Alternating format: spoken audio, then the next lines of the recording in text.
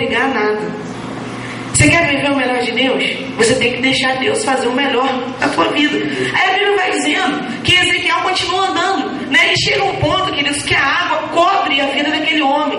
A ponto de dizer assim, olha, eu não tenho como atravessar esse rio andando, porque as águas já cobriram, já passaram na minha cabeça. Se eu quiser atravessar, eu tenho que atravessar nada.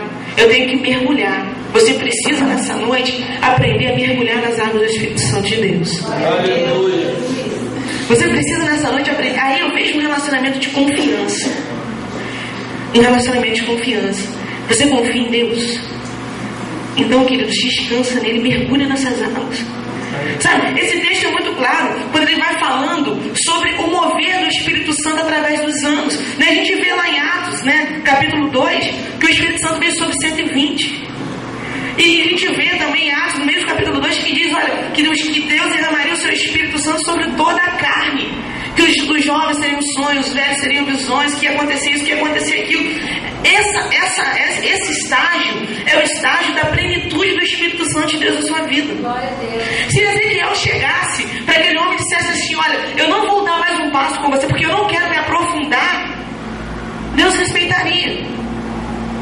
Ele entendeu o seguinte, quando chegou nesse quarto estágio, ele entendeu o seguinte, ou eu nado, ou eu mergulho nessas águas e eu vivo o melhor que Deus tem para mim, ou eu volto daqui. Se ele deixasse o medo de viver a plenitude do Espírito Santo de Deus tomar conta dele, se nós deixarmos o medo tomar conta do nosso coração, queridos, nós nunca vamos viver o melhor de Deus. Nós nunca vamos viver na plenitude do Espírito Santo de Deus. Porque todas as vezes que você começar a se aprofundar nesse relacionamento, você vai falar assim, não, eu vou voltar daqui. Nós como cristãos não podemos ser como a onda do mar, vai e volta, não. A gente tem que ter essa direção, não, eu quero me aprofundar no meu relacionamento com Deus. Eu quero viver a plenitude do Espírito Santo na minha vida. Se Deus tem para mim dom de profecia, se Deus tem para mim dom de cura, se Deus tem para mim dom de línguas, eu quero receber porque Deus tem para mim. Se Deus quer me usar como profeta nessa igreja, eu quero ser usado como profeta. Sabe, se Deus quer, esses dias eu e o Renato fomos fazer uma visita, pastor, a uma pessoa, né, que, muito conhecida dele, pediram para ele lá, não era aqui não, tá, irmãos? É uma outra pessoa da convivência dele, que falaram que era um grande ministro de louvor. E Deus tem muita promessa na vida dele. Eu vou te dar um exemplo. Deus tem muita promessa na vida dele. Promessa, inclusive, de levá-lo para ministrar em igrejas fora do país, no exterior. E uma pessoa próxima do Renato, um parente dele, chegou, Renato, vai lá, conversa com fulano, porque fulano não está indo na igreja, fulano está desanimado, igreja de louvor. Aí na terça-feira nós resolvemos ir lá. Quando eu cheguei, eu deixei os dois conversando um tempo. Quando eu cheguei lá, eles estavam exatamente falando das promessas de Deus para a vida dele. Ele estava falando assim, Renato, Deus tem promessa de que eu me usaria no louvor, Deus tem promessa de que me usaria na palavra, Deus tem promessa de me levar para fora do país. Só que num dia desse, eu fui no culto, eu cheguei no altar da igreja chorando e eu disse assim, Deus, eu não quero. Por que você não usa outro? Aí ela falou com ele assim, mas querido, como é que você quer que as pessoas conheçam as suas músicas, que as pessoas conheçam as suas canções, que as pessoas te ouçam ministrando, pregando, se você chega para Deus e fala que você não quer, que é para Deus usar outro? Se você não quer, Deus não faz. E eu estava pegando, aí a gente estava conversando, e eu virei para ele e falei assim, olha, é impossível. E a gente entendeu que ele estava fazendo uma certa pirraça com Deus, sabe? Tem crente que é pirracento. Ao mesmo tempo que ele queria, e ele estava se sentindo lá magoado, ofendido, porque tinha acontecido algumas coisas dentro da igreja dele, ele estava dizendo para Deus que ele não queria.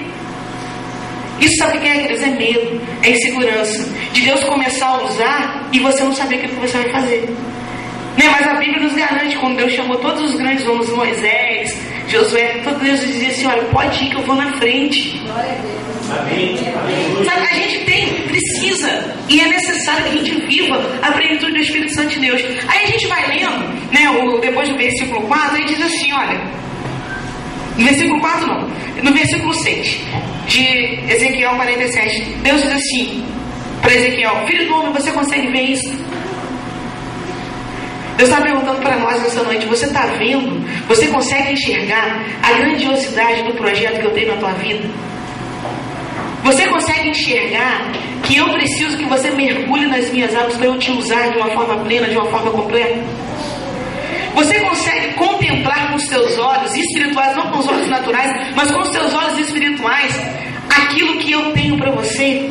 Aí vai dizendo, pastor, que por onde o rio passava, nas margens, né, haviam muitas árvores. A Bíblia diz que nós somos como carvalhos de justiça.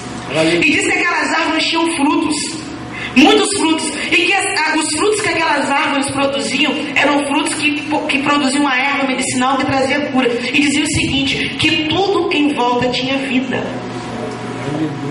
Sabe o que Deus falou no meu coração? Que se você viver na plenitude do Espírito Santo, se você viver cheio do Espírito Santo de Deus, tudo que tiver à tua volta vai ter vida.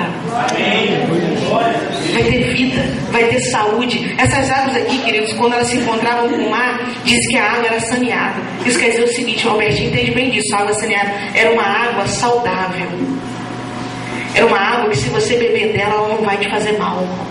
Muito pelo contrário, ela vai gerar vida dentro de você. Ela vai gerar vida no teu interior. Ela vai fazer uma transformação. Vai fazer uma mudança, vai te limpar. Sabe? Vai trazer de volta a esperança. Vai trazer de volta os sonhos. Até mesmo aquelas pessoas que vivem com você, se elas estiverem à tua volta, elas vão ter vida. Elas vão ter vida. Sabe por quê? Porque você é uma fonte a jorrar, queridos. Amém. Você é uma fonte a jorrar. E todo mundo que estiver à tua volta vai ser abençoado. Porque o Espírito Santo de Deus habita dentro de você.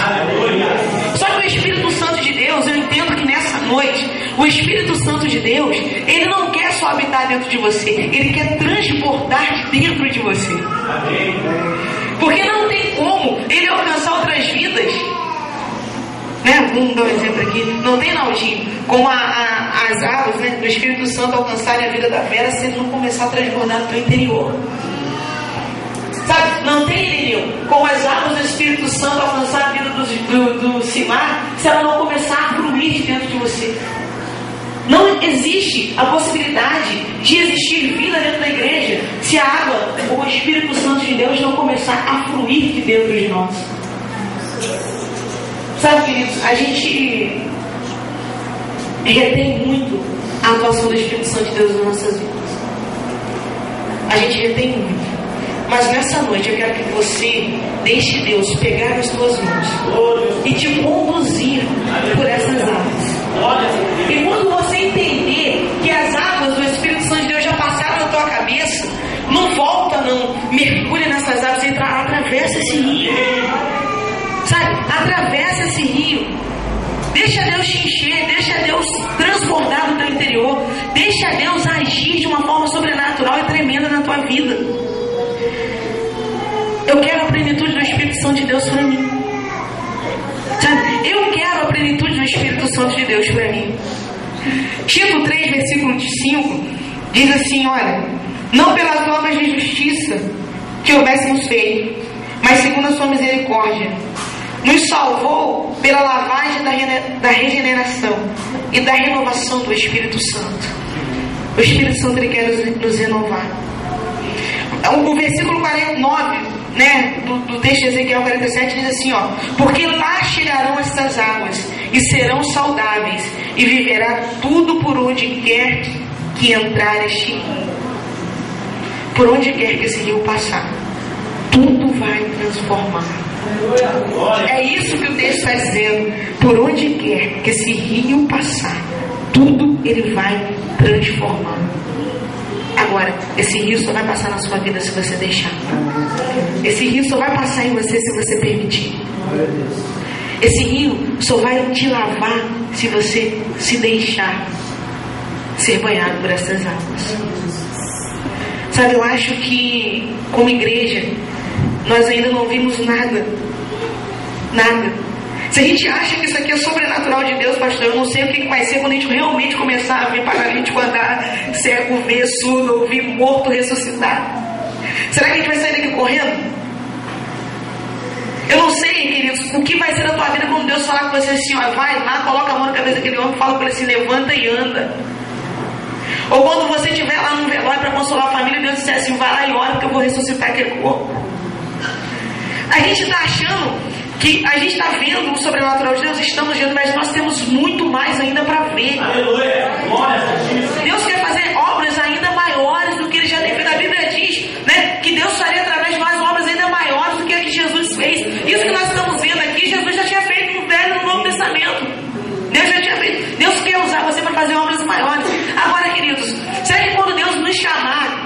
tomar pela mão e dizer assim, é você que eu vou usar. Aí a gente vai ficar com medo e vai voltar atrás. Sabe, será que quando Deus pegar e virar... Eu sempre fui... Eu gosto muito de falar da minha vida. Se falar da vida dos outros não adianta. A gente tem que falar eu sempre fui... Não é que eu sou uma pessoa... Eu não sou uma pessoa medrosa. Mas eu até falei com o pastor que eu sou uma pessoa muito contida. Eu sou muito na minha, vocês não me veem. Por exemplo, não estou falando mal do irmão Alessandro, não. O irmão Alessandro, ele é mais extravagante. A gente vê dando glória a Deus, a gente vê dando glória a Deus, a gente vê essa...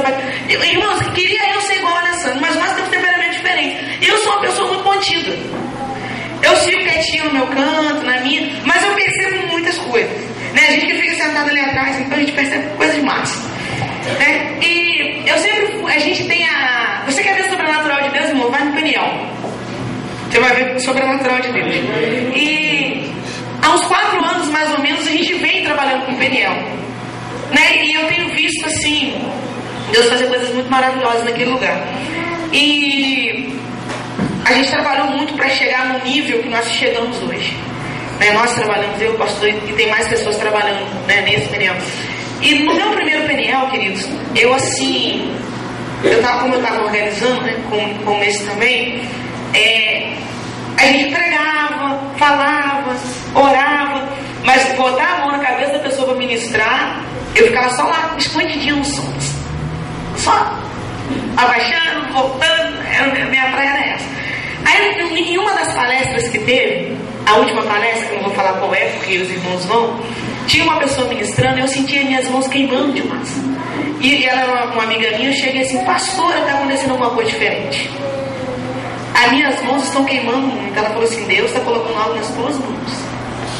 Aí eu lembro, não sei se a Ana Paula lembra, mas ela pode dizer isso, ela está aqui, ela pode confirmar, que assim que nós voltamos do Peniel, eu e a Elaine, olha pela vida da Elaine que não está aqui,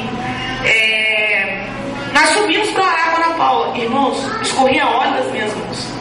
Aleluia. Não é, Ana Paula? Escorria óleo das minhas mãos. Eu passava as mãos assim na mão da Ana Paula, escorria óleo. Mas eu fiquei quietinha na minha. Aí no segundo Peniel, duvido que eu fosse lá colocar a mão na cabeça de alguém. Dava eu no som. Quietinha lá no som. Aí no último Peniel que nós tivemos para homem e para as mulheres, que foi lá no Vale do B, nós tivemos uma necessidade. Olha como é que Deus age. Enquanto eu não queria, Deus não estava fazendo. Nós tivemos uma necessidade de pessoas para interceder. Eu falei, não tem jeito. Agora eu vou ter que ir lá orar com as pessoas. Aí eu lembro que quando nós chegamos na igreja, ele falou assim, Renato, não deixa Renato botar a mão em você, não, senão você vai cair. E eu lembro que uma vez a gente estava aqui ministrando, e eu falava assim, eu segurei na mão da Janaína, mas tinha tanto óleo na minha mão que ela falava assim, eu consigo sentir o cheiro do óleo. Isso já aconteceu com uma pessoa aqui na igreja. Ela falou assim, cheira a minha mão. Eu falei assim, eu estou sentindo o cheiro de óleo. Queridos, isso ainda não é nada perto daquilo que Deus quer fazer. Só que é o seguinte, eu comecei a dar vazão para o Espírito Santo de Deus agir na minha vida. Se eu continuasse na posição que eu estava, eu quero ver se Deus ia me usar da forma que Ele tem usado. Agora, Deus tem me usado? Tem. Deus tem usado o pastor? Tem. Deus tem usado Nilson? Deus tem usado Renato? Deus tem. Mas só que Deus não quer usar só a gente, Deus quer usar todos vocês que estão sentados aí. Amém, aleluia. Deus quer usar todos vocês que estão sentados aí. E enquanto eu me mantive naquela posição, não, eu vou conter a atuação do Espírito Santo de Deus, ele ficou quietinho. Agora, quando eu falei assim, Deus, eu vou deixar o Senhor me usar, ele começou a fazer coisas grandes, coisas novas, coisas diferentes na minha vida. Então, eu até me assusta aquilo que Deus tem feito, sabe? Mas eu falei assim, não vou correr. Já que eu tenho que atravessar esse mar a nado, vamos nadar e vamos nos aprofundar no relacionamento com Deus. É isso que eu quero de você nessa noite. Eu quero que você tenha essa experiência. Não essa experiência de fluir óleo das suas mãos, não. Mas essa experiência de viver a plenitude daquilo que o Espírito Santo de Deus tem para a tua vida. Porque Deus, o Espírito Santo de Deus se manifesta na minha vida de uma forma. Mas na sua vida Ele pode se manifestar de outra maneira. Aleluia. Glória a Deus. Na sua vida Deus pode se manifestar de outra maneira. Eu quero te convidar a se colocar de pé nessa hora. Nós vamos orar nesse momento. Queridos, eu espero que você tenha entendido aquilo que Deus quer falar com você. Amém.